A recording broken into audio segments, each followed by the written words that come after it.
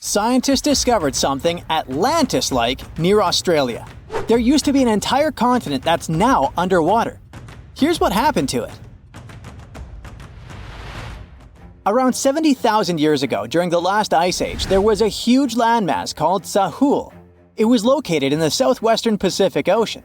This ancient supercontinent connected what we now know as Australia, New Guinea, Tasmania, and the Aru Islands into one giant piece of land.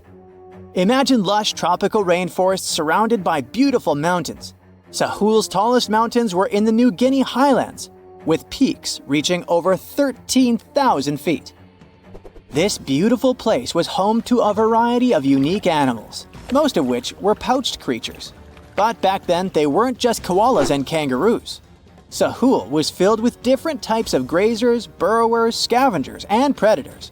It was home to a huge diprotodon, a powerful hunter Thiosolio, and a horrifying Megalania, a creature that's much larger than any living lizard today.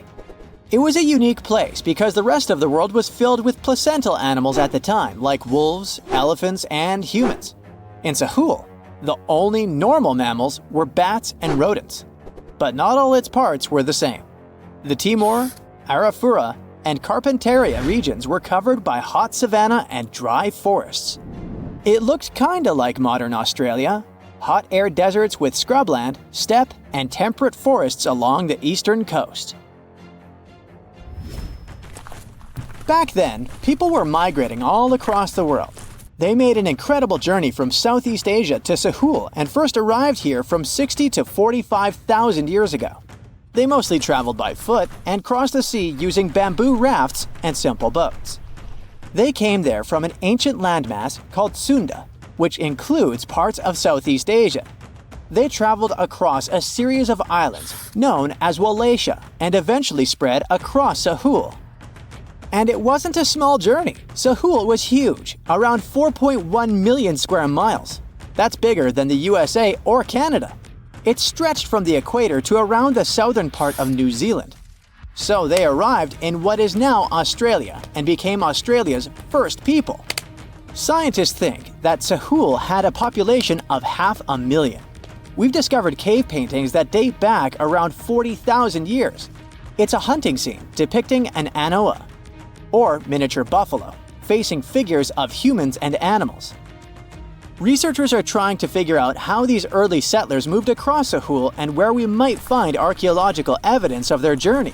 To do this, they created a landscape evolution model. The simulation showed how Sahul changed between 75,000 and 35,000 years ago. It showed potential migration routes and archaeological sites. Humans likely traveled along coastlines and rivers. But how did Sahul get submerged off the coast of Australia, similar to the mythical Atlantis?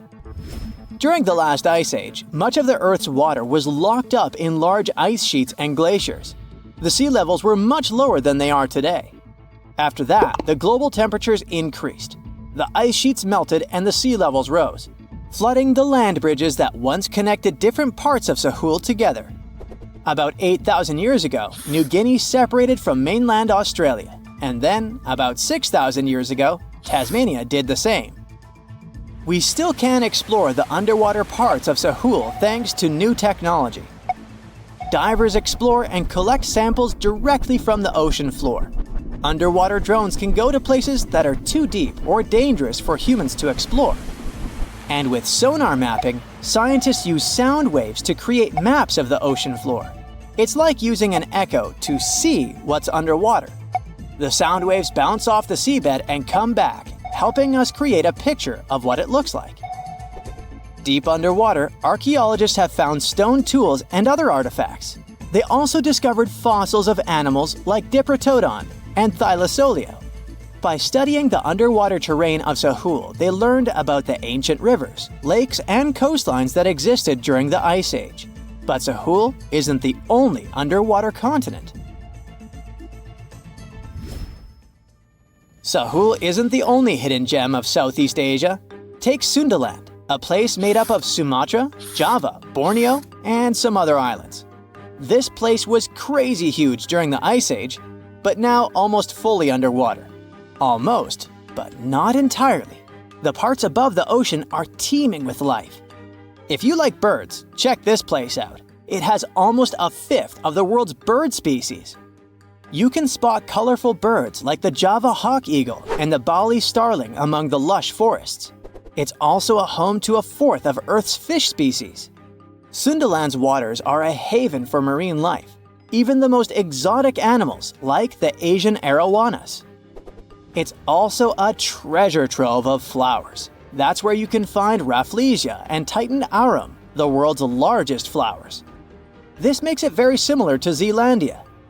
Zealandia is a long, narrow piece of land about half the size of Australia. It broke from Antarctica about 100 million years ago. Just like Sundaland, it isn't fully underwater. 7% of it stayed above sea level. This sticking out little piece is what we now call New Zealand, along with Stewart Island and some smaller islands. These pieces of Zealandia are lush and warm. They're packed with volcanoes, mountain ranges, beautiful natural geysers, and hot springs. Local people, Maori, use these hot springs for cooking. People place corn, eggs, and vegetables in baskets and lower them directly in the hot springs. Sometimes they cook food in a pit oven using heated rocks. Another hidden world is known as Argoland. This mysterious landmass was once part of Australia, back when dinosaurs chilled around. It drove scientists crazy for decades. They knew it existed because it left a huge stretch on the ancient seafloor, the Argo Abyssal Plain. About 155 million years ago, it broke off from Australia, saying bye-bye. The continent drifted somewhere north, and when it reached Southeast Asia, it just vanished. Scientists had no idea where it went, but recently, they finally found its remains. Turns out, poor Argoland's lower parts started drowning into the Sunda Trench, a horrifyingly deep oceanic pit. The Earth's crust sunk into the mantle. Meanwhile, the upper parts of Argoland were pushed upward, grabbing the younger rocks on land. Because of this, Argoland broke apart into a bunch of smaller pieces. These pieces formed parts of Borneo, Java, Sulawesi, and other regions. The remains are buried under Indonesia and Myanmar. Imagine a colossal landmass the size of Greenland, Greater Adria. Its journey began about 240 million years ago when it broke away from the supercontinent Gondwana. It started moving north, and after 100 million years of enjoying the warm seas, it suddenly crashed into Europe and shattered into pieces. Most of these pieces went deep into the Earth's mantle, but some were scraped off and became part of mountain ranges like the Alps. Today, the remnants of Greater Adria are scattered across more than 30 countries, from Spain to Iran. That's why they're hard to look for. Seychelles was also once part of Gondwana. Yep, these idyllic islands are sitting atop of the ancient continent. We know a lot about it because of its fascinating granite outcrops. 100 years ago, Alfred Wegener discovered continental drift, but no one believed him. These granite outcrops helped him prove that he's not crazy and that tectonic plates really are moving.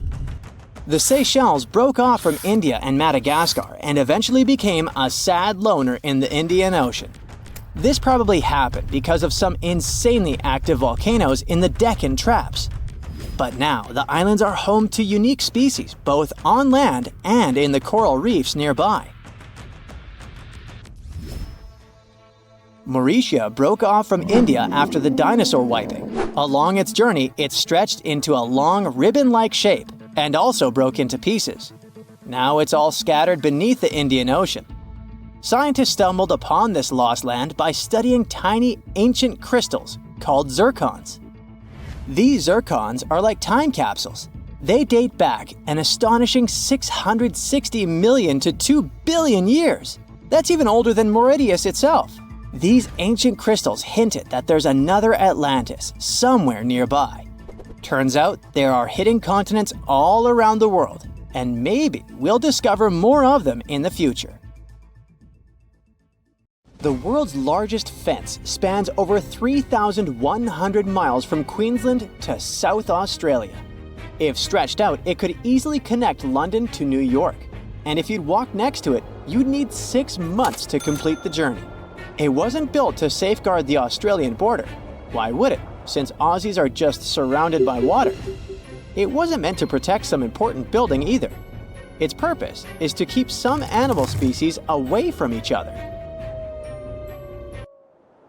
It was back in the late 1800s when Australians started building parts of this fence. They wanted to create a barrier separating the lively, bustling part of the country where cities like Melbourne and Sydney thrive from the harsh, dry outback. They used wooden posts dug deep into the ground, linked up with wire mesh standing about 6 feet tall. Some parts of the fence even have a second electrically charged layer. To make sure this fence did its job, they added some red and white lights to help guard things even at night. A team of over 20 people work full-time to keep things in check here. And every year, local authorities chip in around $750,000 to keep the construction in shape. Why all this trouble? The main reason was dingoes. These gingery, wolf-like creatures are Australia's largest carnivore mammals, and they're also apex predators. They were causing a lot of trouble to local farmers, especially in southern Queensland, where they often go after sheep. For the most part, the fence has been doing its job okay, but it's not foolproof. Some dingoes still manage to sneak through. Other times, wild camels end up crashing into it. That's because Australia has quite a massive camel population roaming around. But this man-made solution did more than locals expected. They thought there would just be fewer dingoes within the fence, but fewer dingoes mean more kangaroos. And more kangaroos mean more competition with the sheep for food. It's not just the bigger species feeling the squeeze. The smaller animals and the greenery also went through changes. With all this competition in a smaller space, locals noticed less diversity in the plant life and small animals. The soil became less nutritious over time, affecting plant growth. Plus, the fence acts as a roadblock for animal migration and seed dispersal. Even the sand dunes are feeling the effects, with less grass cover to hold things together. When scientists looked at kangaroos on both sides of the fence, they noticed that the young pups inside were lighter and tinier on average. The outsiders had bigger feet and heads for their age, and it wasn't because they were eating a different diet. The kangaroos that were stuck sharing the land with dingoes had to bulk up faster to survive. On the flip side, those inside the fence took it slower because they weren't under the same type of pressure. These had to compete with a lot of other creatures for food, so a bigger size wasn't a priority anymore. Researchers are still not sure if this difference is a quick fix or a long-term gene adaptation. What about domesticating dingoes? Wouldn't that help? Many think dingoes were once pets in Australia, but it's not known for sure. These days, they're pretty wild, just like wolves, hyenas, or coyotes. Most of them don't need packs to survive and are solitary hunters with sharp instincts built in. So taming them isn't going to be easy. Still, taking down the construction is not an option for now. Australians are so strict when it comes to making sure dingoes are kept away that they even put laws in place for people who mess up with the fence. Leaving a crossing gate open can put people behind bars for up to 3 months. Damaging the fence can cost people 6 months' worth of their freedom. It wasn't the first time Australians thought a fence could help with animal issues. Before they needed it for dingoes, they experienced a serious bunny invasion. Cute as they are, rabbits were damaging the land used for farming, so locals thought of a 3-part fence. The first one stretched all the way from Ravensthorpe in the south to Pardue Station on the Pilbara coast. It was over 1,100 miles long, making it the longest unbroken fence globally at the time. All these bunny problems could have been traced back to a man named Thomas Austin. Back in 1859, when he first came to the land down under, he thought it would be a good idea to release a few rabbits into the wild, thinking it would add a bit of charm to the place. But since rabbits aren't native to Australia, they didn't have any natural predators at the time. They're also pretty adaptive creatures, needing just some grass for feeding. They reproduce at astonishing speeds too. A mama rabbit can have 4 litters a year, with as many as 5 bunnies each. Pretty soon, their numbers boomed. By the late 1880s, the bunnies had caused so much damage that local authorities came up with a proposal. They'd offer the equivalent of almost $2 million today to anyone who could come up with a solution to this long-eared problem. Nobody claimed the prize, but a commission did gather a bit over a decade later and came up with the fence idea. Maintaining those fences was complicated. They had inspectors keeping an eye, with each one responsible for a stretch about 500 miles long. There were also these boundary riders patrolling smaller sections, using bikes at first, then switching to camels or using camels to haul buggies. They even tried using cars at one point, but they couldn't handle the rough terrain and constantly had punctured tires. In terms of its effectiveness, well, by 1902, rabbits were already hanging out on the wrong side of the fence. That's why, 4 years later, they put up another one. It worked for a while, so much so that the local authorities didn't bother helping out farmers past that second fence with rabbit netting loans. Those caught between the two fences, however, still had a rough time dealing with rabbit trouble. Soon enough, rabbits spread even over fence number 2, and it was clear the solution didn't work. In some areas, even while the fences were being built, those sneaky bunnies found their way past them. To this day, the rabbit population still sometimes puts the Australian officials through rough times. The dingo fence may be the longest one, but it's not the weirdest. The aquarium fence in Turkey might take that prize. This 164-foot aquarium fence was built to make sure the expensive villa's ocean view would be visible from every one of its levels. These days, it gathers a lot of tourists from all over the world, eager to see the variety of fish it contains, and even the octopuses. Putting up a see-through structure wasn't hard. The real challenge was connecting the aqua fence to the Aegean Sea through a buried pipeline stretching across 13,000 feet of land. This ensures water constantly flows, keeping the aquarium clean and the fish happy. To make sure no one damages the delicate fence or steals any of the fish or two, the owner also invested in security. He installed a network of 17 cameras equipped with facial recognition. Visitors are free to look and take pictures, but step too close and you're likely to trigger alarms. Another one of those weird fences is New Zealand's bra fence. If you ever find yourself through central Otago, you might stumble upon a fence adorned with bras of all kinds of shapes, sizes, and patterns. Its story takes us back to 1999, when people in the area found 4 bras mysteriously hanging on the fence near Cardrona Valley Road. Some were a bit surprised, but then others started adding their bras to the decor. Some more bras appeared and it became a must-see spot for tourists. Its popularity was so high that at times it caused traffic problems in the area.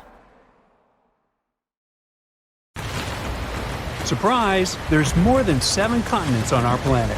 Argoland, a hidden continent, may help us understand how our planet will look in the future. To find out how it hid from us and what secrets it holds, well, you'll just have to keep watching.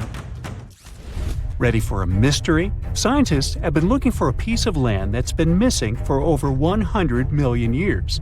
Not exactly newsworthy, since people search for information about our planet's history all the time. You'd think it was probably this minuscule island somewhere in the middle of an ocean. Well, you'd be wrong, because this continent used to be as big as the entire U.S. territory. For a long time, geologists have been wondering whether a massive chunk of contemporary Australia vanished into thin air. Some believed it was simply hiding somewhere on the ocean floor. But thanks to some Dutch specialists and 7 years of investigating, we now know there are bits and pieces of this lost land mixed underneath the lush jungles of Southeast Asia. The continents we see in our geography manuals these days are like scattered pieces of a puzzle. There's even a nice experiment you can conduct to see for yourself. Find a world map online and print it out. Cut out all of the continents and play around with them for a while. You'll see they all fit together. Probably the most striking thing you'll see is how South America perfectly fits near Africa. If you close up the oceans that were formed in the last 200 million years, The continents look like they form a giant letter C, and that C is what scientists call the supercontinent Pangaea. It was swimming in an ocean called Panthalassa, and the inner portion of that letter C had a smaller stretch of water called the Tethys Ocean. It is in this small ocean where things get interesting. Back in the Jurassic period, this vanished continent, which scientists started calling Argoland, vanished and left a hole in Australia, now known as the Argo-Abyssal Plain. Geologists initially believed this was all due to a process called subduction. It's when one piece of the Earth's crust dives under another and recycles it into the planet's mantle. Usually, specialists track this continental vanishing through off-scraping. That's how they figured out, for instance, that India bumped into Asia and gave us the majestic Himalayan mountains. But for Argoland, things were a bit more complicated. Bits and pieces were popping up in places like Myanmar and Indonesia, but they behaved like these time-traveling relics, looking way older than when Argoland supposedly separated from Australia. It immediately raised the question, if one continent can behave so weirdly, how many others are out there doing the same? Thankfully, scientists have now put together the entire timeline of Argoland and figured out its mystery. It didn't sink or get swallowed up. It simply transformed into an archipelago, breaking into smaller pieces, called microcontinents, and floating away from Australia. These mini-continents then took a little journey before settling down in Southeast Asian jungles. This discovery fits right into the whole Pangaea puzzle. It helps us better understand how continents break up and make up, all in one discovery, revealing secrets of biodiversity and climate back from in the day. If you'd like to find out more secrets about history, civilization, or random day-to-day objects, be sure to like this video and subscribe to the channel. Like, for instance, the mystery behind this invisible species line in Indonesia. It's called the Wallace Line, named after the British explorer Alfred Russel Wallace. Over 150 years ago, Wallace was on a journey around the Malay archipelago, visiting thousands of islands. What he found was that animals on one side of this invisible line were considerably different from ones on the other side. This invisible line is like a wall between marsupials and tigers, for instance, or honey-eaters and trogons. But now we know that around 35 million years ago, Australia broke up with Antarctica and collided with Asia, and this continental love triangle triggered significant changes. It didn't just change the way the land looked, it also messed with the species of animals on each side of the Wallace Line. In more recent times, a bunch of specialists published a study saying this collision and climate chaos made Asian species comfy living in the Malay archipelago. Meanwhile, the Aussie animals weren't as happy with the new environment. It was too hot and wet for some, and others just couldn't handle the tropical island lifestyle. The discovery of this continental shift towards Asia might also explain a recent finding of a human species that didn't seem to make any sense either. You see, in this hidden cave in the Philippines, archaeologists stumbled upon a new human ancestor. It seems that about 50,000 years ago, on the island of Luzon, there was this ancient human-like species. The lead researcher believed this finding was crucial for understanding human evolution in Asia, and it named this new species after the island, Homo luzonensis. Now, here's where it gets a bit confusing. The bones found by archaeologists had one small problem. They had a weird mix of traits that hadn't been seen together in any other hominid species. Smaller teeth, similar to ours, yet hands and feet that were more like our ancient humanoid ancestors. It was those throwback limbs in particular that connected this human species with the long-lost Southern Territory. That's because they have this primitive look, like these hard-to-pronounce guys, for instance. Only these two species are separated by 2 to 3 million years of time in evolution. Many have wondered, is Homo luzonensis really a new species? Not everyone is convinced. But it may also explain why living creatures are also affected by the constant shifting of the land underneath us. Now, just because they haven't changed much during our lifetime, it doesn't mean our continents will look like this forever. They evolved from this large megacontinent, and they'll most likely end up in a similar position in the future. On that note, a geologist from a European university tried to predict the future of Earth's supercontinents. As a starting point, he used an earthquake that occurred in Portugal back in 1755, when tectonic plates behaved a bit differently than they should have. After years of research, he came up with a theory in 2016. He believed that the stitches between these tectonic plates might be coming apart, setting the stage for a bigger rupture. It's like when glass cracks between two holes in a car windshield. If this happens, a subduction zone could stretch from the Mediterranean all the way up past Ireland, bringing volcanoes, earthquakes, and new mountains to these areas. If all goes according to this plan, the Atlantic Ocean will disappear, and so will the Pacific, turning into one large stretch of water. Instead of the 7 continents we know today, we'll get a new supercontinent, which he called Arica, because it would have Australia and the Americas at its heart. Now, it's not the only possible scenario, though. Novo Pangea might be another, and it's easy to foresee. The Atlantic stays open and the Pacific closes. Then there's Amasia. For this one, you'd have to imagine the Arctic Ocean closing and the Atlantic and Pacific staying open. Everything shifts to the north around the North Pole, except Antarctica. One final scenario would be called Pangea Ultima. Slow down the spreading in the Atlantic, and a new subduction plate pops up on the America's east coast. Well, either way, if all the continents collide in the future once more, some say it won't be fun to experience. It's believed that in around 250 million years, we'll feel like we're being trapped in a sweltering, soggy plastic bag. Weirdly, that bag will be the best place to live on Earth, the coastal areas. As for the inland spots, they'll be sizzling, like a desert on fire. Many of the species of animals we know today might not make it. As for us humans, we'll need to be creative if we want to withstand the heat. We should be thankful, though. These digital models are still great because we can use them to test all sorts of interesting ideas. For example, how these supercontinents would mess with tides. Taking future space travels into consideration, these models can help us understand the climates of exoplanets too. Those are located outside our solar system. Do you know how many continents there are on Earth? That's an easy one, 7. But wait a second, aren't Europe and Asia one large continent, Eurasia? It looks so when you look at the world map. Well, scientists think differently. They don't just look at bodies of land sticking out of the sea. Geoscientists study the types of rock that continents are made from. When you see the world from their perspective, the number of continents actually increases. Yes, they are not a myth. Lost continents exist, or at least they used to. They are hiding under other land masses. Peekaboo! Researchers have recently discovered one continent just like that.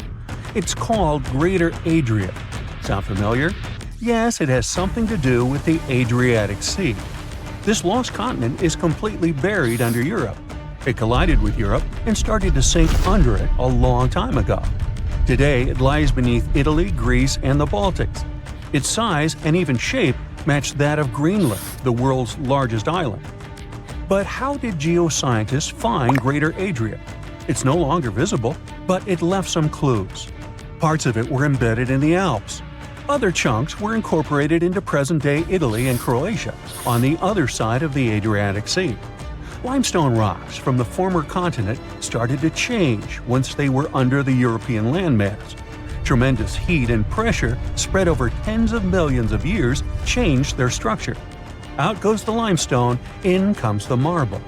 All the Greek and Roman temples you admired on your summer vacation were constructed using this marble. It was sort of a going-away gift from a long-lost continent. Greater Adria camouflaged itself well for thousands of years, but other lost continents were hiding in plain sight. Have you heard of Earth's 8th continent, Zealandia? Probably not, because it sits under the surface of the Pacific Ocean. 95% of Zealandia is now underwater.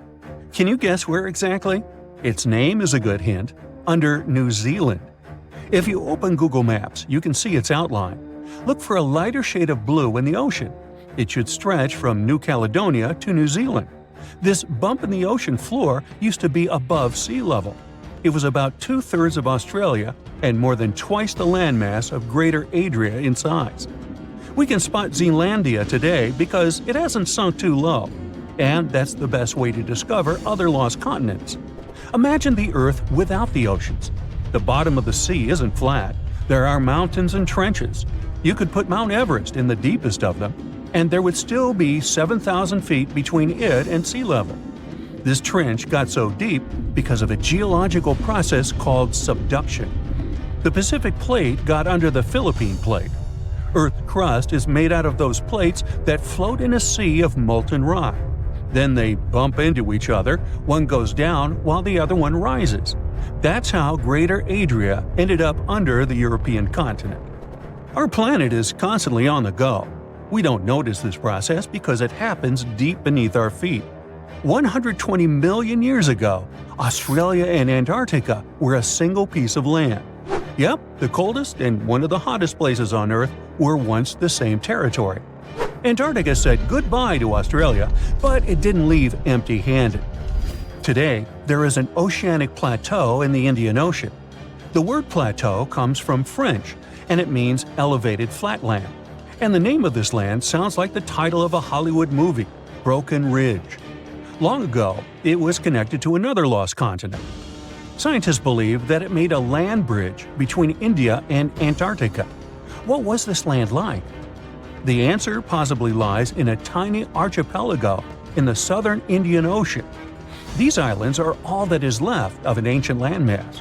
They have a cold climate. The islands feature glaciers because they're so close to Antarctica. But in the past, the climate must have been temperate with plenty of rainfall. The animals and plants would have been similar to those that we find in tropical regions today. The lost continent's landscape probably resembled that of New Zealand. Now, while we're in the area, can you guess which continent the island state of Madagascar once belonged to? If you guessed Africa, sorry, you were wrong. Hey, don't feel bad. Look up and to the right of the map. The correct answer is India. Some 120 million years ago, I wasn't around then, India separated from the African continent and went northeast. Madagascar wasn't quick enough and ended up as an island off the southeast coast of Africa. But there is evidence of an even greater landmass, the lost continent of Mauritia. Scientists found traces of the ancient landmass under the island of Mauritius. Today, it's a tourist hotspot, but millions of years ago, it was a real hotspot, volcanoes and all. That's how scientists were able to retrace the steps of Mauritia. They found a mineral that exists in rocks which lava spews out after an eruption. The long-lost land once covered the area from Mauritius to the west coast of India. Imagine if that land existed today. It would form a great mix of Indian and African cultures. The local dishes would definitely be spicy. Now, speaking of spicy, have you had Indonesian food recently? Just 50,000 years ago, Southeast Asia looked much different. There was no Sumatra, Borneo, Java, or even Australia.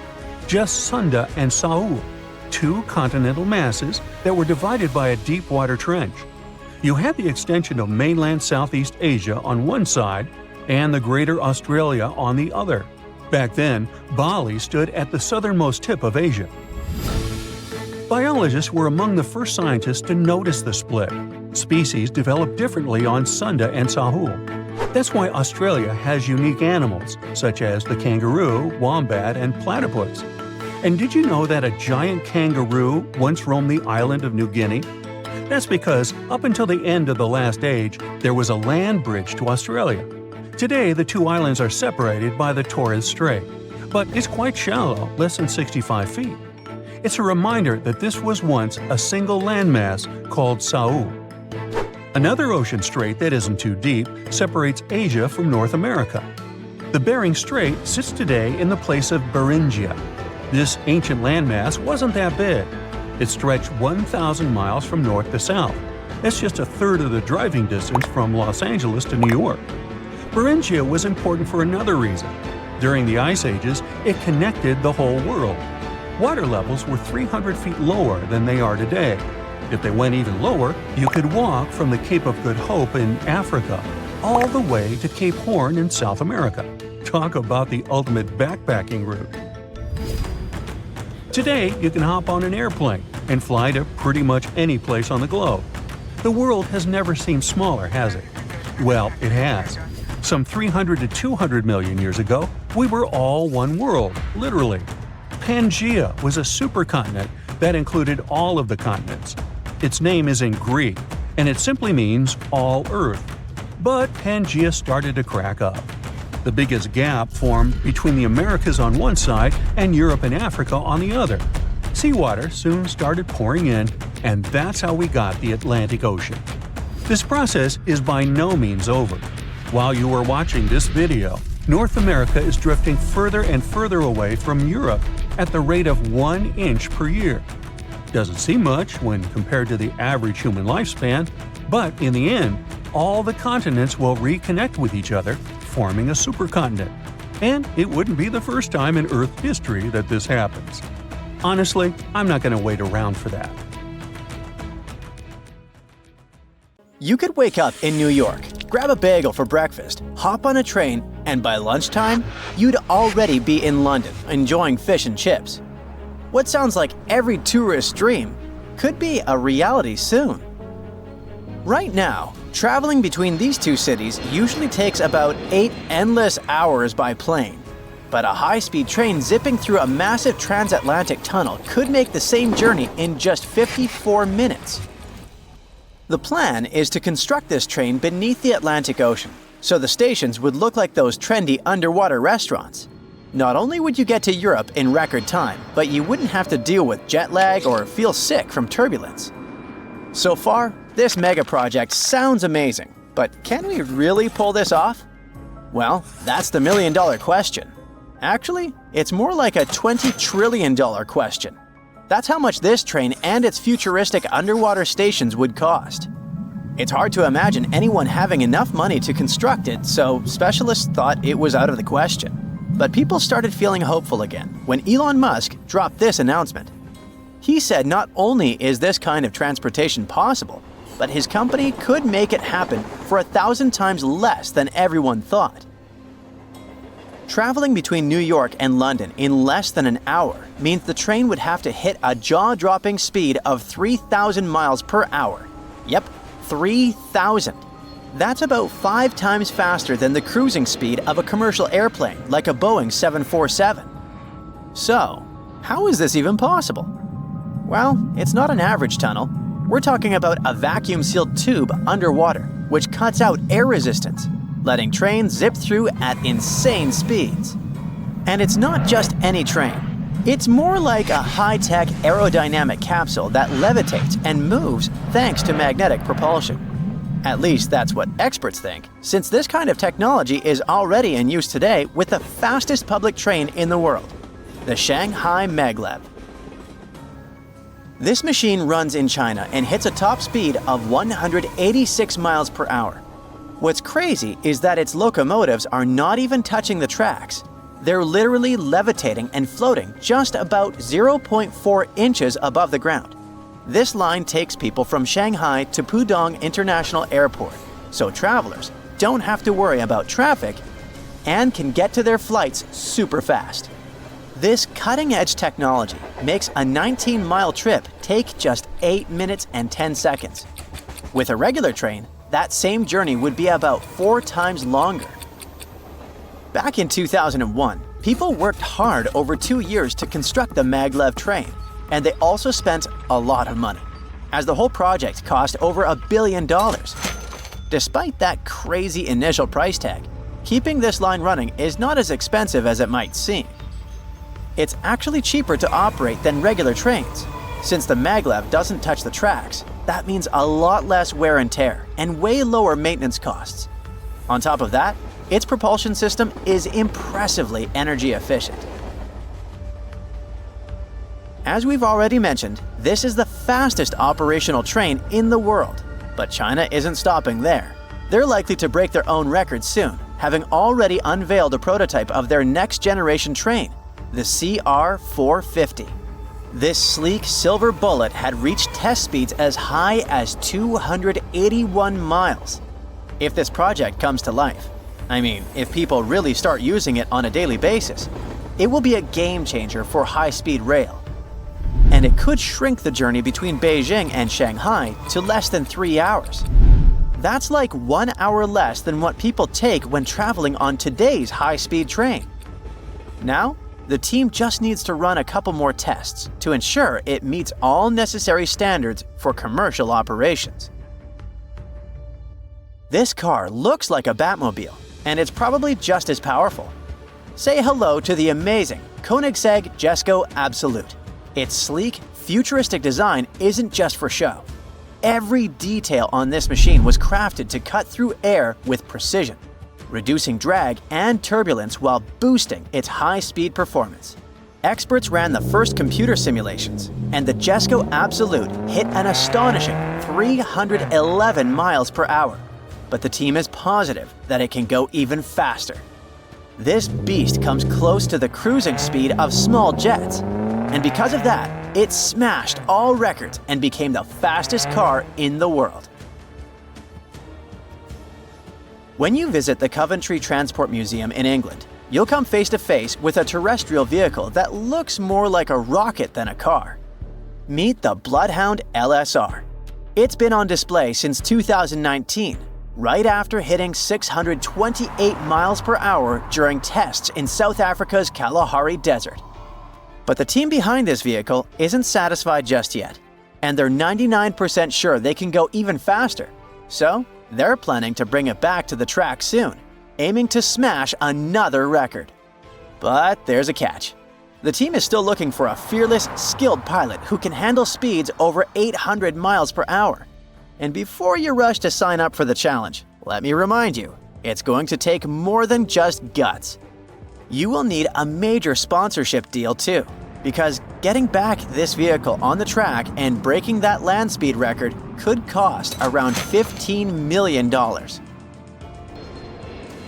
If you're curious about the fastest jets in the world, look no further. Meet the North American X-15, a legendary aircraft that flew for nearly 10 years and set an unofficial world speed record of 4,520 miles per hour. This beast is so impressive that it actually reached the edge of space during its test flights in the 1960s. Yep, astronauts' territory. To put that into perspective, commercial airplanes, like the ones we fly in, usually travel at altitudes of up to 42,000 feet, but the X-15 soared more than 354,000 feet. Now, imagine flying faster than ever before, zooming through the sky at over 5 times the speed of sound. That's exactly what NASA did with this revolutionary aircraft, known as the X-43A. This airplane is scramjet powered, which basically means it's an engine that operates at a supersonic level. I mean, it doesn't have any moving parts like regular jet engines do, like turbines. Instead, it uses the plane's speed to push air into the engine. The air gets compressed or squished by the plane's fast motion, then mixed with fuel and burned to produce thrust. For non-experts, this might seem crazy, even dangerous. In fact, we should mention that the first flights of the X-43A weren't exactly smooth sailing. The initial attempt happened back in June of 2001, but the airplane was destroyed after the booster rocket went out of control. Thankfully, the second and third attempts were a huge success, with record-breaking flights that made history. I know elevators aren't the first thing that comes to mind when we think about super-fast means of transportation, but it's only thanks to ultra-modern high-speed elevators that skyscrapers as tall as the Burj Khalifa and Taipei 101 became accessible. One of the fastest elevators in the world is located in the Shanghai Tower in China, which has 128 floors. To get people from the ground floor to the top of the building quickly, the elevator has to move at an incredible speed of 67 feet per second.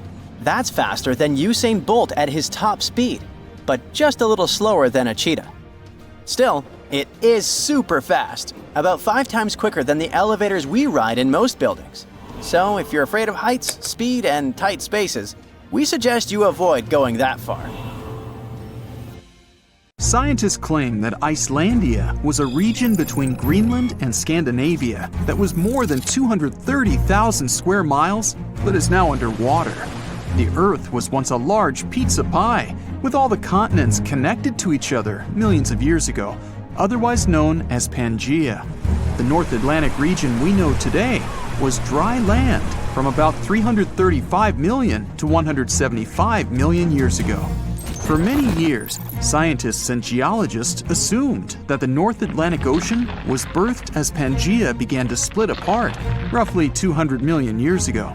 With volcanoes in the region where Iceland is, the country came to be just 60 million years ago as it broke off and sailed away from all the other lands. And since the Earth was like a large pizza pie, it divided like one. Many of the lands split up into many large and small pieces, creating the continents we know today. But this new theory suggests that the result of Pangaea's splitting left out some land that stretched for around 200 miles. And just about 10 million years ago, that piece of land submerged in the waters on the eastern and western side, leaving the tip of the land, which is now Iceland. When plate tectonics move, they grind on each other, which gave shape to our current landscape, all thanks to the mantle. This new radical theory goes against everything written in history books and what scientists have been studying. They began shaking heads, drawing lots of skepticism and criticism. But by analyzing the ocean floor under Iceland and the Earth's crust, we can assume that this idea isn't far-fetched. The crust beneath Iceland happens to be a lot thicker than the typical ones. Oceanic crust is made up of unique melted rocks compared to the land crusts where we walk and live on, and is a lot more denser. The thinnest layer on Earth is the crust, where life takes place. It's essential for water, growing food, gathering natural resources and minerals, and breathing in oxygen. It sinks below to the bottom, but right above the Earth's mantle. It also refreshes itself, since it constantly gets recycled into the mantle and back up. This is why the rocks in the oceanic crust are around 25 miles thick, compared to just 5 miles anywhere else. This is also reasonable given that it's in a hotspot for volcanoes. Magnetic surveys of the ocean floor show layers of molten crust in stripe patterns. Also, given the fact that the Earth's magnetic field changed its polarity over millions of years, it played a role in shaping the foundation of our landscape. But there isn't any concrete evidence to prove this new theory just yet. One of the first steps is to start digging the ocean floor near Iceland. Zircon is a very sturdy mineral that can last for billions of years despite erosion in the Earth's crust. By taking samples and studying them, researchers can estimate the geological age of the continents. This will make sure the crust is oceanic, which is thicker, or continental, which is the regular crust we walk on. This isn't an overnight project and would come with a hefty cost. Another way is to do seismic surveys that can measure echoes conducted on research ships. Drilling holes miles deep in the crust can also help with the research. But this would cost more than studying the zircon minerals. Some fossilized plants unique to both Scandinavia and Greenland might prove that Icelandia was once on the surface and possibly scattered with trees. It wasn't a cold land as it is today, so it may have had forests. But scientists still haven't found fossil evidence of animals common in both lands to suggest anything. But maybe time will tell. The theory goes deeper, which suggests that there was a greater Icelandia. With Iceland, Ireland, Britain, Scandinavia, and Greenland all in one microcontinent, it could be a destination of winter enthusiasts and great for skiing. It could be possible to connect Canada to Greater Icelandia by train over the ocean, which would open up the economy even more. Iceland is around 40,000 square miles, which is already quite big. And if the Greater Icelandia was present today, then Europe would be a completely different continent. Many theories are circulating about other possible hidden microcontinents around the world. Scientists aren't certain of the possibility of Icelandia's existence, but if all the studies conducted were done correctly, then the theory could change everything we know about Iceland and the North Atlantic Ocean. And this could pave the way for other sunken microcontinents around the world. Another theory out there is that New Zealand was the tip of a lost subcontinent, even bigger than Icelandia, called Zealandia. Studies show that it's separated from the supercontinent Gondwana between 79 to 83 million years ago. Scientists claim that it's the thinnest and youngest continent discovered underwater. Craton is a core rock that acts as the main foundation for most continents. It's at least 1 billion years old, but the continental crust that makes up Zealandia is just half of that, which makes it quite young. That means some Craton is missing, even though it holds some leftovers of older rocks and parts of the mantle.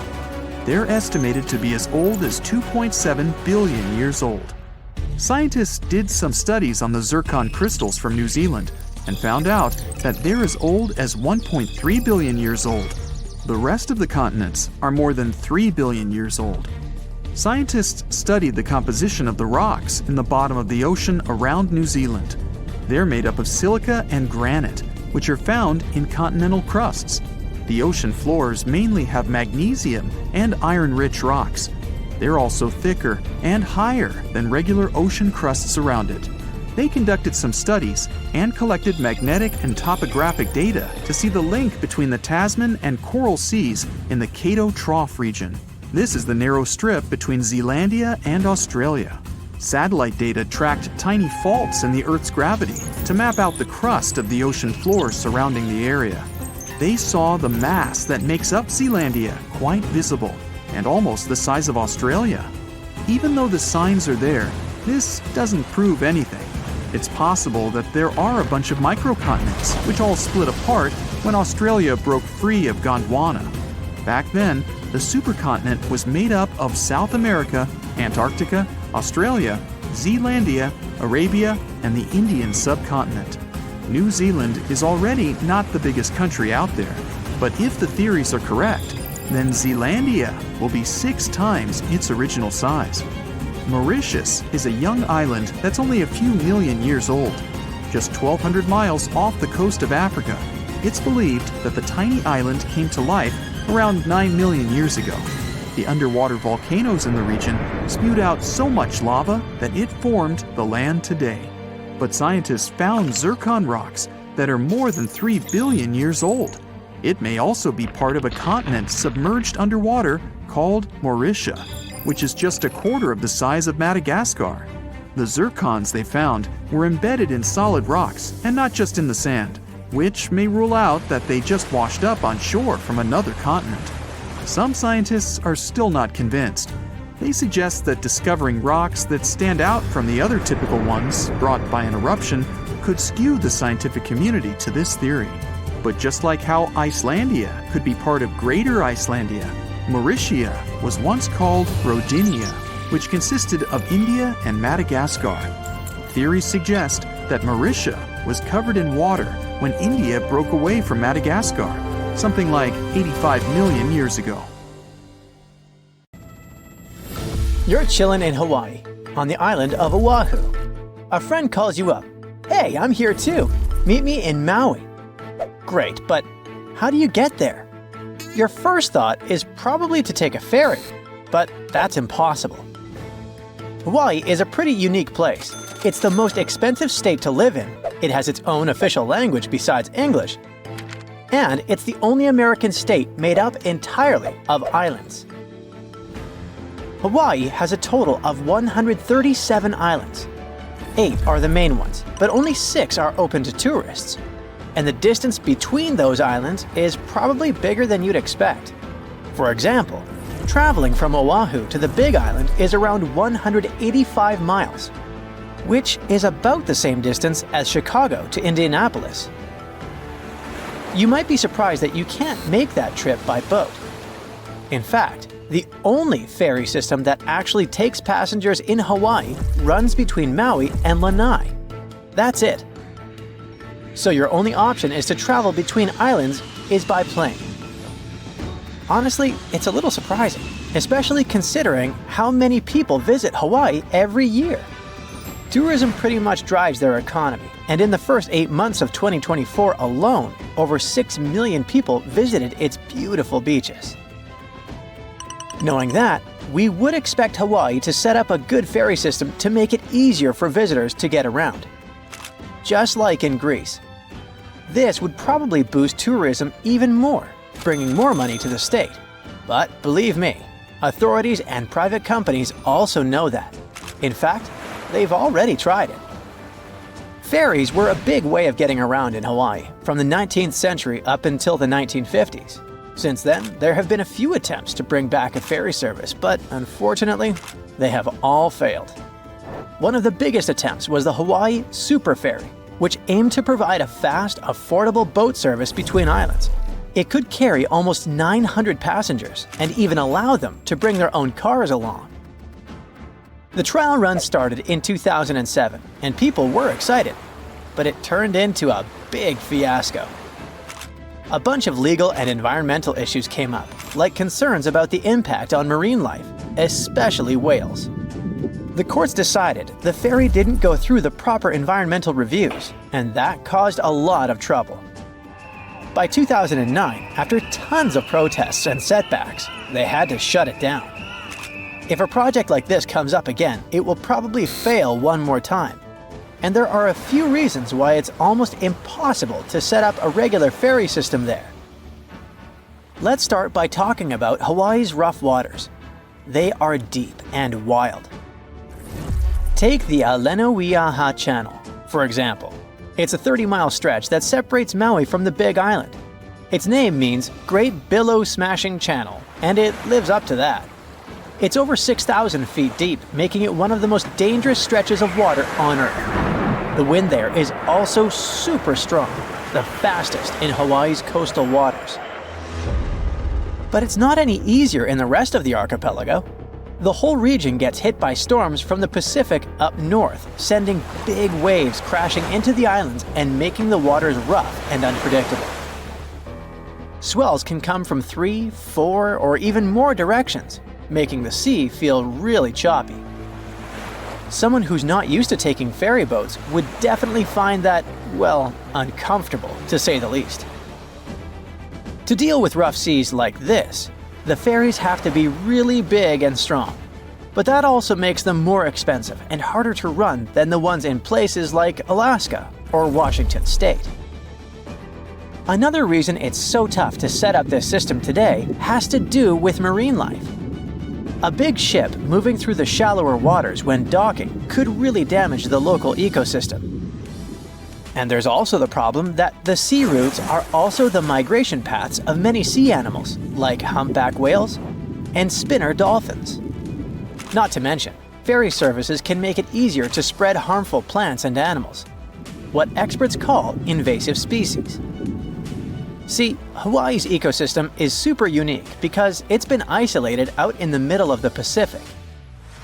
When we talk about plants and animals that are native to Hawaii, we mean they got there on their own, no humans involved. They arrived with the help of waves, wind, or even birds flying over. But events like these are super rare, so for over 70 million years, their plants and animals didn't have to deal with outside competition. That's made them really fragile. So, when new species get brought in by us, it can be a big problem, and they could end up harming the environment. Hawaii's already been battling invasive species like fire ants, coqui frogs, and Meiconia, a fast-growing plant from South America that takes over native forests. People there worry that ferries, which carry cars and cargo between islands, could accidentally spread these invaders even more. Like we mentioned at the beginning of the video, the long distances between their lands don't really help either. For example, if you were to travel from Oahu to the Big Island of Hawaii by boat, it would take around 30 hours, and that's without any stops. The same trip by plane takes about 50 minutes. Ferries that cover long distances are much more expensive, so they need a much bigger demand to make them profitable. On top of that, the state doesn't really have the infrastructure, like enough ports and terminals to support the operations. So setting up new routes is pretty much out of the question. Airplanes, on the other hand, are a different story. The air travel industry in Hawaii is already well established and super competitive. That means flying is still the most practical option in Hawaii. Planes are quick, they don't make you seasick, and are pretty affordable, usually costing around $100 for a round trip. Okay, but what do the locals think about all this? Well, apparently, there isn't a huge demand for residents to commute between the islands all that often. Oahu is the busiest island in Hawaii, with about 70% of the state's population living there. It is where Honolulu, the capital, is located, and where most of the state's business happens. So, people from the other islands usually come over for a specific doctor's appointment or to catch a big concert. And that might happen once or twice a year, no more than that. So, even if people could choose between taking a ferry and a plane for these special occasions, most of them would probably still prefer flying. There are plenty of options between the main island airports. Planes usually start flying around 5 in the morning, and there are flights available every hour until the last one, which is usually at 9 in the evening. If you've been dreaming of going to this paradisiacal place but are worried about spending too much on plane tickets, I have some tips for you. First off, keep in mind that visiting all the main islands in 5 days or less is way too ambitious. So, if you don't have much time to spend there, think about your priorities. Each of the 6 islands open to tourists has its own vibe and activities.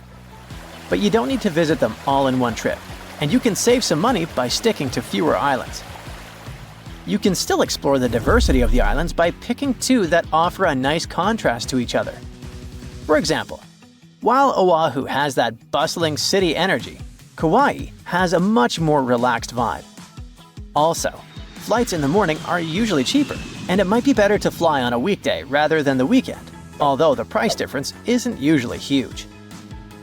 Hopefully these tips will save you some cash while still having an unforgettable island hopping adventure in Hawaii. Don't forget to share this video with a friend who's also dreaming of exploring these amazing islands. This area might just be the most important spot in America right now, as it is worth over $1 trillion. There's something incredibly valuable hidden right here at Thacker Pass, and it is going to shake things up, not just in Nevada, but in the US economy and its global relations. The McDermott Caldera is a massive area, about 28 miles long by 22 miles wide, stretching across northern Nevada and southern Oregon. It's in Humboldt County, a quiet, rural place with just one main city that's going to change a lot in the next 5 to 10 years. That's because they found white gold there. We're talking about lithium. And to explain why this metal is so important, we need a scale. On one side, we place a chunk of lithium, and on the other, an apple. What do you think will happen? If both have the same volume, the scale is going to tip toward the apple. That's because lithium is super light.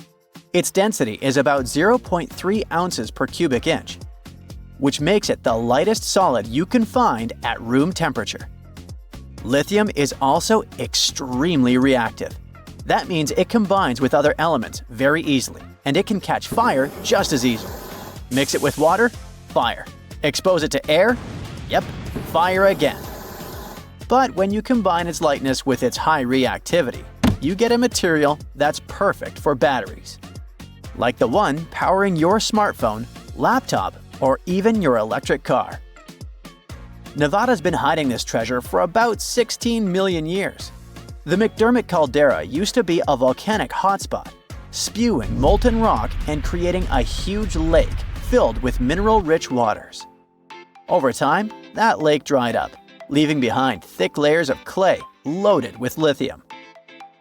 Right now, Thacker Pass Mine is sitting on one of the biggest untapped lithium reserves in the world, worth about $1.5 trillion. If everything goes as planned, they expect it to produce about 40,000 tons of high-quality lithium a year. And that's enough to make batteries for up to 800,000 electric cars. Like I mentioned earlier, this metal is the backbone of modern batteries. And with the world racing toward green energy, the demand for lithium is skyrocketing. Since 2020, its price has gone up more than 10 times, making it the most expensive battery metal in the world. That means it's way more expensive than magnesium, nickel, cobalt, and other materials used in rechargeable batteries. Right now, we're using about 1.16 million tons of lithium per year, and roughly 85% of it goes into making batteries, mostly for cars. Between 2030 and 2040, experts think we will need to double the money we're putting into production, from $94 billion to $188 billion. At the same time, investment in batteries will jump by over 200%, reaching $686 billion. Finally, by 2050, the demand for lithium is expected to be more than 10 times higher than what we're producing now. Sorry, I know that's a lot of numbers, but I just want to show how important Thacker Pass will be for the whole world. This mine is going to be key to keeping everything running. I mean, literally, since most of the future demand will be for things like cars, electric bikes, scooters, and renewable energy storage. Nevada could also be the epicenter of a global energy revolution, with the US aiming to cut pollution by 50% by 2030. A big part of that is replacing gas-powered vehicles with electric ones. And to make that happen, America is going to need a whole lot more lithium than it's producing right now. Nowadays, most of the metal used in the United States come from countries like Chile and Argentina. So if America wants to be a leader in this market, it really needs to invest more and more in projects like Thacker Pass. But there's another challenge. Finding lithium in a mine is one thing, but refining it is another story. Just like diamonds are carefully cut and shaped to bring out their sparkle and sold in rings and necklaces, something similar needs to be done with lithium. The raw material that comes from the mines has to be refined into a pure form that can actually be used in things like batteries. And China pretty much dominates this part of the market, and they're responsible for about 75% of global lithium-ion battery production. In other words, it doesn't matter if a country finds this powerful metal on its land, it will probably still need China to help refine it. So, the US is eager to strengthen its supply chain. In fact, they're so excited about this possibility that authorities have invested over $2 billion in loans into the Nevada project. Because of that, Thacker Pass could make the US a leader in lithium production worldwide. If their estimates are right, the McDermott caldera could hold nearly half of the world's known lithium reserves. It would almost double the reserves found in Bolivia's salt flats, for example, which used to hold the record for the world's largest deposit. This discovery is about to change Humboldt County for good. Those quiet streets surrounded by nature will never feel the same again. The mine will need about 2,000 workers, who will probably move there from other cities. Those workers will need houses, hospitals, schools for their kids, and all the necessary services. Do you see how it's like a ripple effect? For every person hired to work on the project during construction, 6 more people will get hired in the state to support them. Thacker Pass is also going to have a huge impact on the economy, not just in Nevada, but all across the country. People expect the mine to be active for 35 years, and each year it's expected to generate over $2 billion. But here's the thing. In Thacker Pass, they'll be extracting lithium from clay, and this process has never been done on such a huge scale before. So it's kind of a hit or miss. But if it works, it could completely change the industry. Big question. Who's interested in all this? Well, we've got 3 big companies eyeing the lithium market in the US. First, there's ExxonMobil. The oil giant wants to start producing lithium by 2027, and they have plans to become the top supplier for electric vehicles by 2030.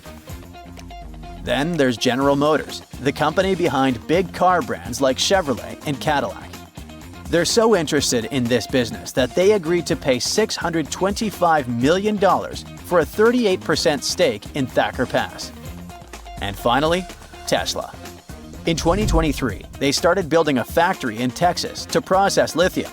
It's all part of their plan to handle more of their supply chain themselves. Now that you know how important lithium is, you might be wondering, what if we run out? Well, that could happen, since it comes from mining and, just like gold, is a finite resource. But that doesn't mean we'd have to give up smartphones or electric cars. If we ever run out of this metal, we'd probably find new ways to produce batteries. In fact, some experts think thermal batteries could be the next big thing. They store extra energy from renewable resources like wind or solar power, which are very cheap. So they represent a new way of storing energy at a small fraction of the cost.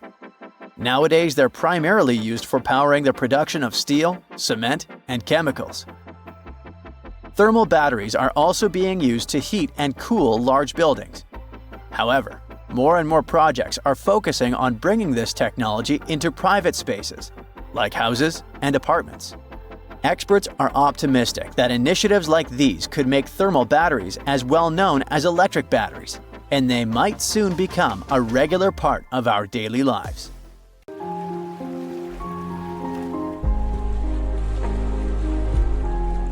People living in Hawaii need to make at least twice the average salary in the rest of the US to live comfortably. Those who aren't ready to pay $5 for a gallon of milk have to look for happiness elsewhere. And year after year, the state makes it to the top lines of the population loss rating. While the local middle class is leaving, Hawaii is turning into a heaven for billionaires. Just 37 of them already own 11% of all the private land in the Aloha State. Larry Ellison, co-founder of the Oracle Corporation, bought 98% of the island of Lanai, including the grocery store, the only gas station, and the community newspaper, all for a nifty sum of $300 million. This makes him the boss and landlord of everyone on the island. Mark Zuckerberg, the Meta founder and CEO, is building a huge compound on Kauai with more than a dozen buildings, at least 30 bedrooms and bathrooms, a tunnel leading to a 5,000 square feet underground bunker, and 11 tree houses connected by intricate rope bridges. The local residents with ancestral rights to this land lost in court and had to put it up for auction. The Malaysian tycoon Kvek Leng Khan owns a third of the island of Molokai through his business empire. Of course, these and some of the world's richest people create new jobs and invest in development projects on the islands. But still, nearly 2/3 of the locals believe that their state is being run for tourists at the expense of the residents. A lot of famous people like to live in Wailea and Makina in Maui because it's peaceful and gives them the privacy they want. Oprah Winfrey has a big house up in the local hills. Jeff Bezos, the founder of Amazon, reportedly bought a huge house by La Perouse Bay for $78 million. Other famous people who live in Maui include Clint Eastwood, Mick Fleetwood, Jim Carrey, and Alice Cooper. When you visit Maui, you can see a special Hall of Fame display at the airport showing those celebrities. It's supposed to celebrate their ties with the island, but the local people feel like it only highlights the huge gap between the new super wealthy residents and the local people who can barely afford to live there. As the rich and famous keep buying property across Hawaii, home prices continue to rise. It's more expensive to buy a house here than in Washington, D.C. or California. Part of the reason for such high pricing is how the land itself is formed. Hawaii is bigger than most people think, but it's made up of lots of separate islands that are spread far apart. Even though the islands are big, not all of the land can be used to build houses or neighborhoods. Unlike most of the US, which has a lot of flat land and gentle hills, much of Hawaii is made up of steep, rocky mountains and rough terrain. This kind of land is very hard to build on or live on. Because of this, most of the people on Hawaii, about 1 million of them, live on the island called Oahu. The other islands, like the Big Island, have far fewer people. There isn't enough land for everyone, and that makes it hard for people who have lived in Hawaii their whole lives to afford a place to live. Tourism makes up 21% of the state's economy. Most of the visitors come from the United States and Japan. Tourists bring in tons of money, but there's a problem. Depending too much on tourism can be risky for Hawaii. In the recent years, because of we all know what happened, a health rule called the Conditional Sail Order stopped cruise ships from coming to Hawaii for health safety reasons. Many other tourist activities, like visiting beaches or attending events, were also shut down. With fewer visitors, Hawaii earned a lot less money, which hurt the economy. To avoid this problem in the future, Hawaii has been trying to make money in other ways besides tourism. One idea is to invest more in fishing, but this hasn't been easy. At some point, there was too much fishing going on here, and now Hawaii has to bring in 63% of its seafood from other places instead of catching it nearby. There are farms here that grow pineapples, macadamia nuts, coffee, and produce milk. But now, farming isn't as important as it was 100 years ago. Probably one of the reasons is that it's more profitable to sell the land for houses or hotels than to use it for farming. This change made Hawaii even more dependent on tourism and made living in the Aloha State so very pricey.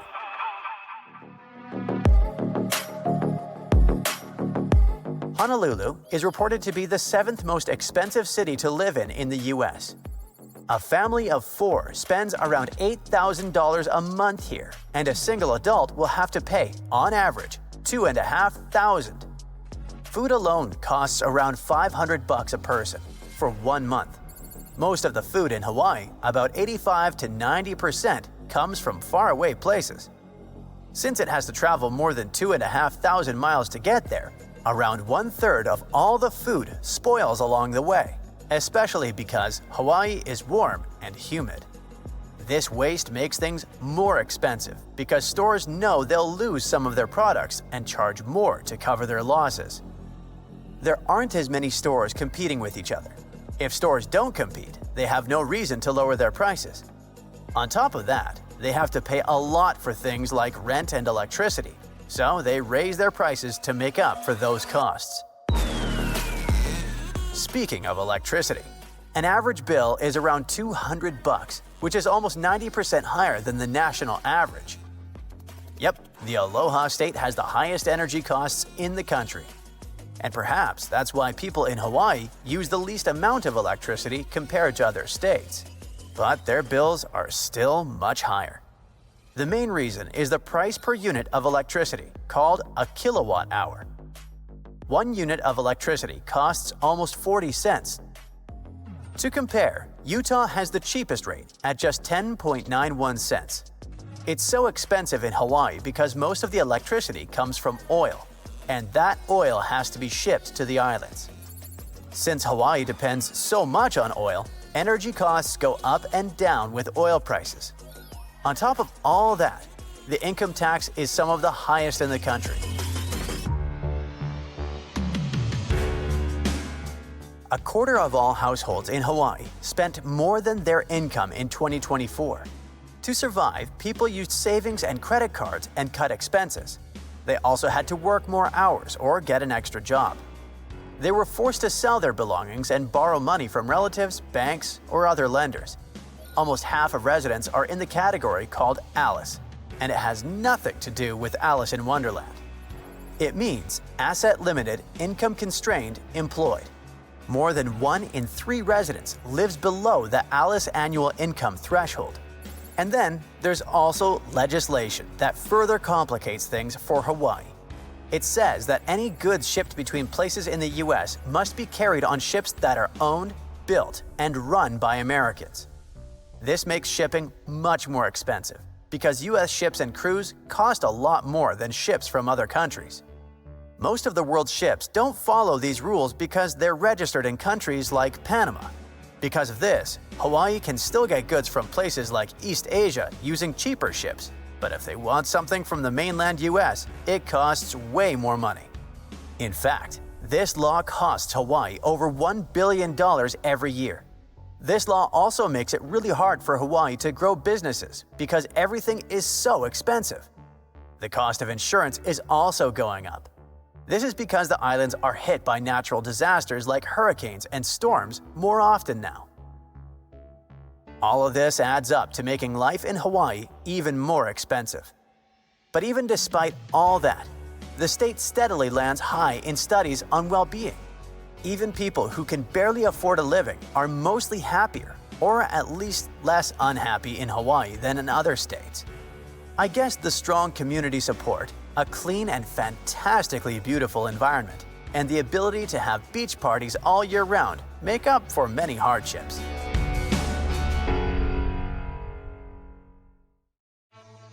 It's like archaeology woke up recently and decided to spice up the news with its history-changing discoveries. From unearthing dinosaur fossils in peaceful Iowa to translating bad news from ancient Babylonian texts, history is revealing its secrets like never before. When Mount Vesuvius erupted in 79 CE, it froze the town in time.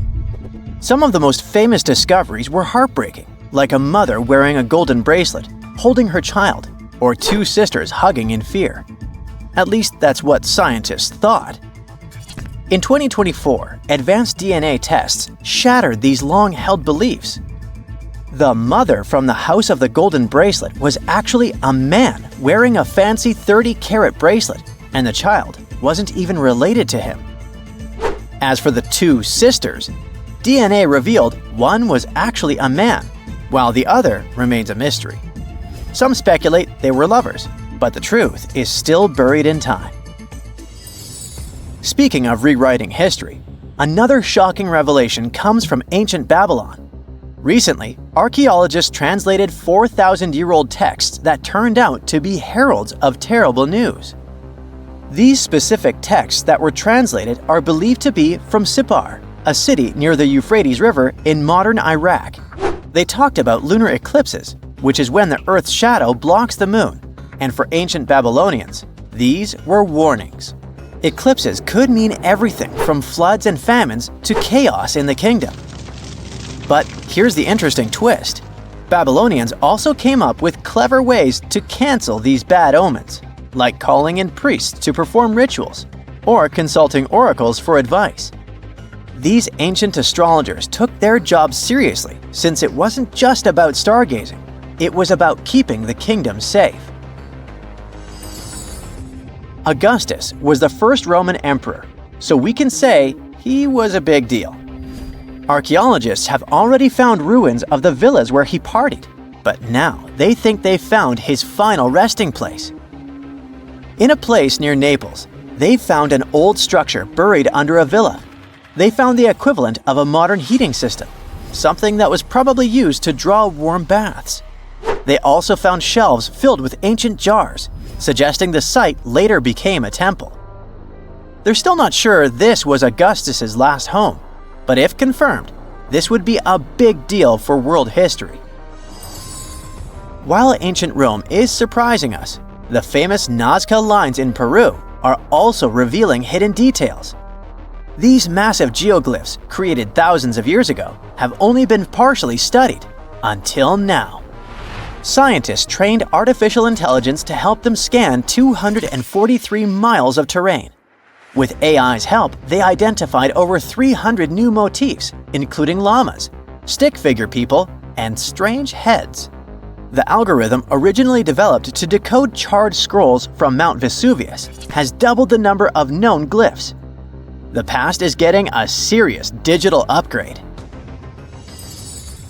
Meanwhile, in Bulgaria, archaeologists made a surprising discovery in a place few would expect: a sewer. In 2024, researchers unearthed a nearly intact 6.8-foot-tall marble statue of Hermes, the Greek god of travelers and trade, hidden beneath layers of soil. Experts believe it was placed there for safekeeping after an earthquake in 383 CE damaged the city's infrastructure. At that time, paganism was declining and Christianity was rising as the Roman Empire's official religion. Many pagan idols were being destroyed, but it seems some locals secretly preserved their deities by hiding them underground. Searching the bottom of the River Thames is probably worse than looking under your bed. The riverbed collects all kinds of discarded treasures, including a legendary typeface.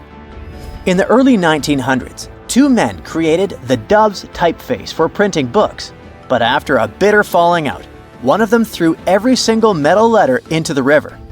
A century later, in 2014, a designer trying to revive the typeface began searching for the lost letters. In just 20 minutes, he started finding them. With the help of divers, more were uncovered, and today, some of the lost letters are on display in a museum. Not much goes on in Iowa, which is why finding a huge 13,000-year-old mastodon skeleton made headlines. In 2022, a researcher received a photo of a massive femur believed to belong to a prehistoric animal. It took 2 years to secure funding for excavation, but in 2024, archaeologists finally dug in. After 12 days of work, they uncovered a well-preserved mastodon skull, the first ever found in a Midwestern state. This discovery would make Indiana Jones jealous, especially since it happened in Petra, the ancient Jordanian city featured in one of the movies. Archaeologists uncovered a 2,000-year-old chamber beneath Petra's treasury, containing at least 12 skeletons, along with iron and bronze artifacts. The chamber, built by the Nabateans, sheds new light on their afterlife practices, which remain largely mysterious. One of the most intriguing finds was a ceramic chalice clutched by one of the skeletons. Back in Peru, archaeologists made a groundbreaking discovery that turned Peruvian history upside down: a female ruler. At the 1,600-year-old site of Pañamarca, scientists uncovered a throne room decorated with colorful murals. These murals depict women spinning and weaving, men carrying a crown, and even a crowned woman speaking to a birdman. The discovery suggests that Moche women weren't just spiritual leaders, but rather had real political power too. Tiny houses are mainly a modern thing, but archaeologists think they found one in ancient Pompeii. Unlike traditional Roman homes, which had grand atriums for entertaining guests, this house had none. But what it lacked in size, it made up for in artistry. Inside, scientists found a painted altar decorated with birds of prey, sparrows, snakes, and plants. The altar held ceremonial items like a lamp and an incense burner, still holding traces of fragrant herbs. In 2021, researchers scanning the Baltic Sea found a massive stone wall hidden beneath the waves. The Blinker Wall, stretching over 1.5 miles, could be Europe's oldest man-made structure. Sitting 68 feet below the surface, it's built from around 1,400 small stones placed between 300 giant boulders, some weighing up to 142 tons. Dating back over 10,000 years, the Blinker Wall predates Stonehenge and France's Karnak stones, meaning it was likely built when the area was dry land. Scientists believe it may have been a reindeer hunting tool, guiding animals into a lake where hunters could strike. Oh, and then there's the granite slab that was found in Egypt's Abydos area. At first, it was thought to belong to two important people from ancient Egypt, but a recent discovery showed it was actually part of the sarcophagus of Pharaoh Ramses II, one of the most famous Egyptian rulers. A researcher found a special engraving on the slab that had Ramses II's name on it. Ramses ruled Egypt a long time ago, and after he died, his tomb was looted, so his body and belongings were moved around a few times. This new discovery shows that after Ramses' tomb was robbed, some of his things were used again. The finding also teaches us that ancient Egyptian tombs were often looted, and the things in them were reused. Recently, something unexpected happened during a dig in Norton Disney, back in England. While searching for ancient coins and brooches, a volunteer from the Norton Disney History and Archaeology group stumbled upon a mysterious Roman dodecahedron. This small hollow object, made of copper alloy with 12 pentagonal sides, was buried for 1,700 years, but was surprisingly well preserved. Though over 30 of these strange objects have been found in the UK, no one knows for sure what they were used for. Some think they might have been measuring tools or calendars, while others believe they were used for rituals. The Norton Disney Group thinks these dodecahedra were likely symbols for religious ceremonies, as many show no signs of wear from daily use. Hey, you've heard of Stonehenge? Of course you have. Big rocks mysteriously mounted in circles on a plain in England by, somebody. But what if England's Stonehenge is only a replica of another monument, and its builders just crossed the Atlantic and copied what someone had already done elsewhere? Well, it turns out researchers found another Stonehenge underneath the waters of Lake Michigan. This lake is a hotspot for woo-woo unexplained things. A bunch of disappearances, plane crashes, and now this, an ancient underwater monument that looks strangely enough like Stonehenge. We couldn't help ourselves and needed to dive deep into this story. A ring of massive stones, arranged in a way that felt all too familiar. They saw two circles, an outer one and an inner one, sitting 40 feet below the surface. But this wasn't just a random pile of rocks. These stones had been placed there, purposefully, by human hands. And by doing some further research, they discovered that they were staring at a structure that's over 9,000 years old. Think about it. This Stonehenge beneath Lake Michigan predates the pyramids. It predates Stonehenge itself by about 4,000 years. All of this information was enough to startle scientists at Northwestern Michigan University. But that was before they found this out. One of the stones had a carving, a faint but clear petroglyph of a mastodon. Mastodons kind of look like the ancestors to our modern-day elephants, but they have been extinct on planet Earth since 10,000 years ago. So, whoever built this underwater Stonehenge needed to be alive at the same time these creatures roamed our planet. This discovery raised many questions among scientists. I mean, why on earth would they go through all this trouble to lay rocks at the bottom of a lake? Well, first things first. Scientists believe that Lake Michigan had much less water back then than it does now. Second, it could have something to do with ancestral practices of First Nation people. There's one theory from a professor of the University of Michigan. He suggested that the stones formed a kind of prehistoric hunting trap. He believes that early hunters used the circular formation as a drive lane to herd large animals like the mastodons from the rock carvings we were just talking about. Once they got these huge animals into a tighter circle, they could be more easily hunted. But not everyone's convinced by this theory. Some believe the circle probably had a deeper spiritual purpose. According to local Native American tribes, like the Anishinaabe, stones are more than just rocks. They're living beings. They hold spiritual energy and represent a connection to the earth and all living creatures.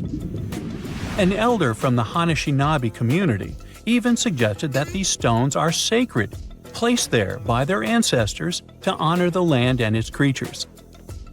Scientists are trying to study the stone formation in depth, like about 40 feet. But that's the problem, actually. The fact that it's underwater makes it super difficult, since they don't have the best technology.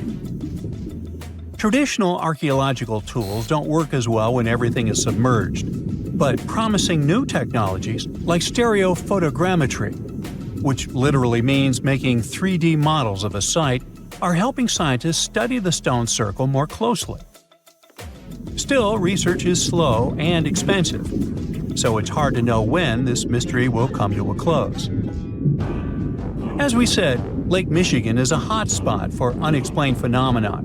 Its lakebed is filled with shipwrecks, such as the Thomas Hume, a sturdy American schooner.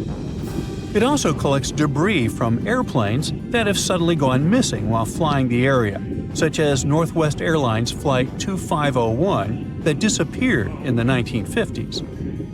Some people even call the area the Lake Michigan Triangle, suggesting paranormal activities like what happens in the Bermuda Triangle might be going on.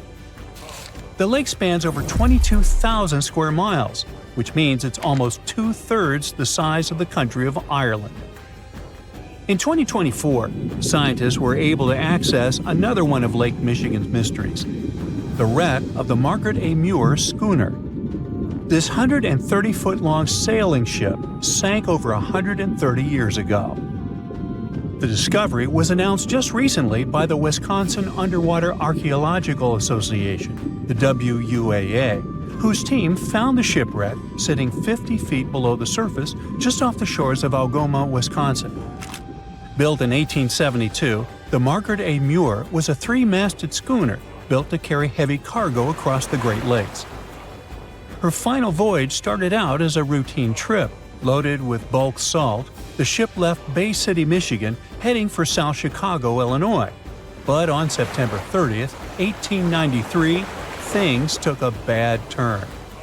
Just as the Muir approached the town of Annapolis, now known as Algoma, a sudden storm hit. The ship began taking on water fast. The captain of the boat ordered his crew to abandon ship, and thankfully, they all made it to shore safely. For more than a century, the wreck sat undisturbed on the lake bed, its location a mystery. But thanks to a combination of historical research and high-resolution sonar, WUAA searchers finally found her in May of last year. The wreck is remarkably well preserved, with parts of the deck and gear still visible. Well, just a few lakes over to the left, researchers uncovered another impressive thing. At the bottom of Lake Mendota, near Madison, Wisconsin, researchers found 11 ancient canoes. They believe the oldest of the canoes dates all the way back to 2500 BCE. Now, if you don't get why that's important, it's because you're thinking with today's head. If in a classic Midwest highway you see a bunch of pickups, then back in the ancient days you see only canoes. They were the main mode of transportation for indigenous cultures. They were used to fish in deep waters, trade goods, and travel long distances. The reason why scientists were so excited with this discovery is because they had never found any proof of what canoes were being used for in this region back then. And to understand the local cultures that inhabited the area during this time period, they needed to have some information on that. This exciting discovery was announced by the Wisconsin Historical Society in May 2024. The first canoe, which they believe is around 1,200 years old, was pulled from the lake in 2021. Then a second one was dug up in 2022. And now divers have found at least 11 more canoes along what would have been an ancient shoreline, long since submerged. One theory is that these canoes were intentionally sunk to keep them from freezing or warping in winter. It's possible people stored them in the same spot for generations. Or maybe this is just a small part of a much bigger settlement. Historians do believe there could be an ancient village hidden under the water of the lake. Divers have already found stone tools, like net sinkers used for fishing, but the village itself hasn't been located yet. Truth is, while the Great Lakes often steal all the thunder, scientists point out that smaller lakes like Mendota have stories too. The Wisconsin Historical Society is working closely with Native nations to piece together more about the lake's history. You'll need to believe me when I say there is a third Stonehenge, all the way under the waters of Lake Constance, Switzerland. I mean, think of it like Stonehenge's cousin. Archaeologists began to discover this back in 2015, when they found a line of 170 man-made stone cairns under the lake. Scientists say this was most likely the work of several villages, and that the cairn site was probably used for some collective purpose because, well, the formations are huge. Some of them are several dozen feet wide, and they can build up to 6 feet. The most amazing discovery so far is that the site dates back to around 5,500 years ago. So around the time the original Stonehenge was being built. Some of the facts that link them together are their construction dates. as well as the distinct characteristic of stone monuments built in a circular format. Scientists don't know much about this site yet, but hey, I see a pattern manifested all over the world, don't you?